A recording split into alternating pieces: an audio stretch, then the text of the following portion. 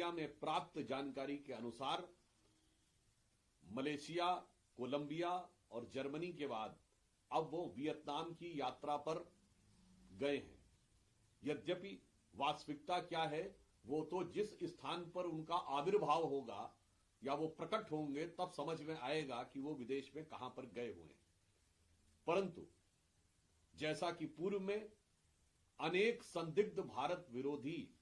व्यक्तियों और नेताओं के साथ उनकी भेंट और अनेक भारत विरोधी बयानों की तरह एक बार फिर देश को उनकी इस विदेश यात्रा में किसी न किसी भारत विरोधी व्यक्ति का मेहमान बनते हुए और भारत विरोधी बयान देते हुए देखने का निश्चित रूप से अवसर मिलेगा। मैं कांग्रेस पार्टी से पूछना चाहता हूं कि श्री राहुल गांधी जी, जिनको कांग्रेस शासित किसी राज्य के का कोई भी मुख्यमंत्री किसी विश्वविद्यालय, विद्यालय या किसी प्रबुद्ध सभा तक में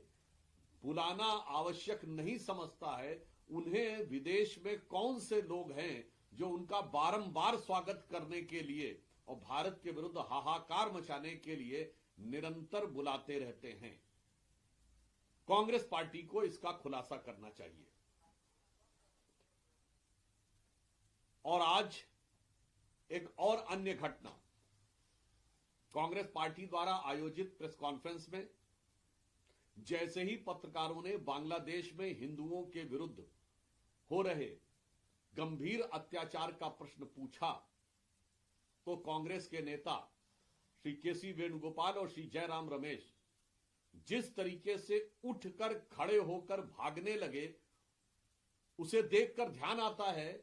कि ये वही पार्टी है जिसको गाजा के बारे में इतना ज्यादा अगाध स्नेह उमड़ पड़ता है कि जैसे डायरेक्ट करंट की तरह वो चिपक जाते हैं। दो करंट होते हैं, डीसी और एसी, डायरेक्ट करंट और अल्टरनेटिंग करंट। डीसी चिपका लेती है और एसी झटका देती है। तो जिन लोगों को गाजा की बात सुनकर डीसी करंट की तरह वो चिपक जाया करते थे माइक के ऊपर, वो बांग्लादेशी हिंदुओं के अत्याचार की बात सुनकर एसी करंट की झटके की तरह उछलकर अलग हो गए। मुझे लगता है ये कांग्रेस के मन के अंदर की छुपी हुई हिंदुओं के प्रति अपमान, तिरस्कार और वैमनस्य के भाव का एक बहुत दुखद प्रमाण है जो आज की प्रेस कॉन्फ्रेंस में दिखा।